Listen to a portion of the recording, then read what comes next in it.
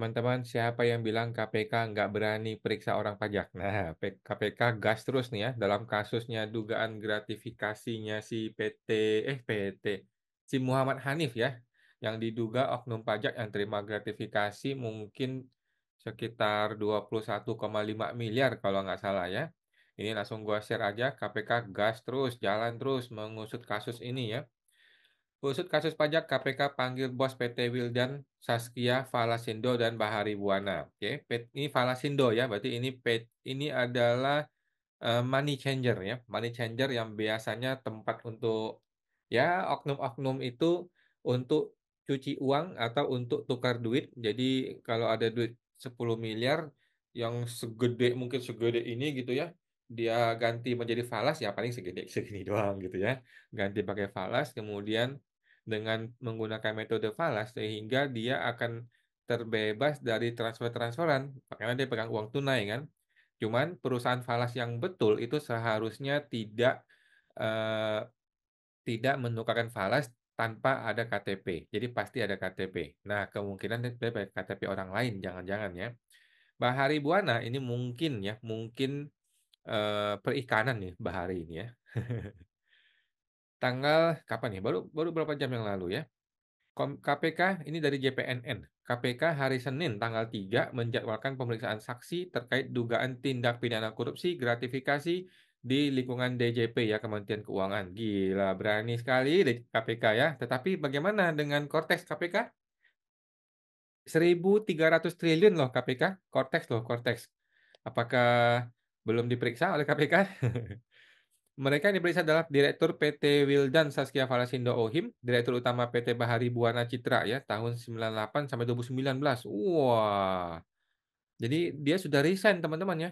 Orang ini sudah resign 5 tahun yang lalu, tetapi sekarang baru dipanggil. Inilah maksud gua, janganlah berbuat hal yang aneh-aneh karena karma lu akan datang bisa 5 tahun lagi ketika lu sudah resign, udah pensiun, dipanggil gitu ya. Jadi usahakan kita tidak berbuat kejahatan apapun kalau bisa ya.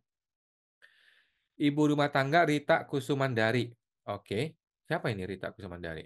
Pemeriksaan dilakukan di gedung KPK ya, kata juru bicara KPK Pak Tesa. Ini Pak Tesa terkenal sekali sekarang. KPK menetapkan mantan Kepala Kanwil DJP Jakarta Khusus Muhammad Hanif tersangka kasus dugaan gratifikasi. KPK menemukan bahwa Hanif menerima gratifikasi dalam bentuk total 21,5 miliar. Luar biasa ya. Gile 21 miliar, Bos. 20 miliar kalau lu taruh di SBN dengan bunga 6% itu dapat berapa itu? 100 juta sebulan, Bos. 100 juta satu bulan, Bos. Gila ya. Nggak ada puasnya nih orang. Salah satu modus yang terungkap adalah permintaan sponsorship untuk fashionnya si Pak Feby, Bu Feby ya anaknya dia. Hanif menghubungi bawahannya untuk mencari sponsor dari perusahaan WP yang berada di bawah kewenangannya. Akibatnya, dana 300 juta mengalir ke rekening anaknya, sementara total dana masuk untuk mendukung adalah 800 juta ya, 1 tahun doang, 2016 ke 2017.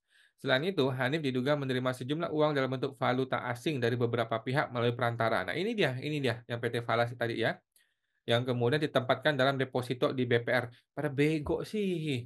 Koruptor zaman dulu tuh pada bego-bego ya. Ngapain korupsi lu masukin deposito? Seperti itu tuh yang di oknum yang di apa tuh? Yang hakim yang mafia kasus hakim yang di Surabaya taruh di rumah 1 triliun. Itu baru betul. Itu baru benar ya. Tapi itu masih salah. Mesti ya ditaruh dalam bawah tanah harusnya ya kalau mau benar ya. Ini taruh deposito, ya ketangkap lah. Aduh, zaman dulu ya, ini koruptor koruptor old style ya, masih bodoh ya. Kalau zaman sekarang koruptor pada pada hebat ya, nggak ada tuh main transfer-transferan, semuanya cash tunai ya. Tapi di Konoha teman-teman ya, kalau Indonesia tuh nggak ada koruptor yang gue tahu ya. Dengan total transaksi 14 miliar, buset. KPK menjerat Hanif asal 12B Undang-Undang Tipikor dan terus mendalami aliran dana serta keterlibatan pihak lain dalam kasus ini. Gila, luar biasa ya, luar biasa. Seperti itulah teman-teman ya, dan ternyata KPK ya diam-diam tapi berani ya, KPK juga berani menurut gue, dan kita akan nantikan terus bagaimana KPK berani nggak memeriksa oknum-oknum di kasus Kortex. Di kasus Kortex yang menghasilkan barang abal-abal namanya Cortex ya, yang sampai hari ini, sekarang udah tanggal 4 Maret ya, gua syuting tanggal 4 Maret, masih error, masih kacau balau, apa yang di-input dengan apa yang keluar barangnya beda. Apa yang gua dapat dari customer atau dari supplier, begitu masuk ke sistem, barangnya beda. Ketika gua sudah mau bayar, mau lapor, hasilnya beda, hitungannya beda. Ampun-ampunan, ini barang sampah kok bisa begitu coba.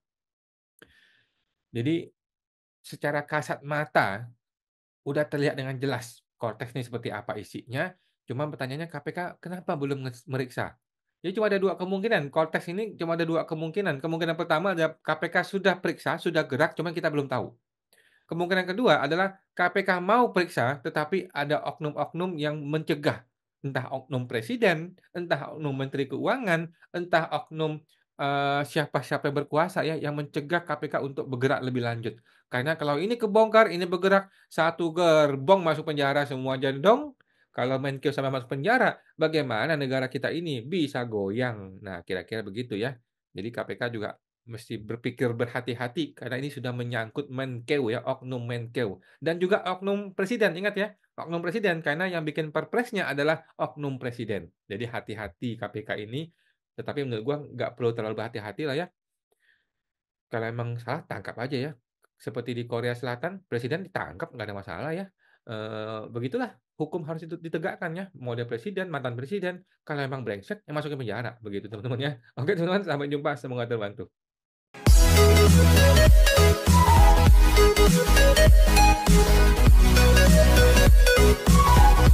Thank you.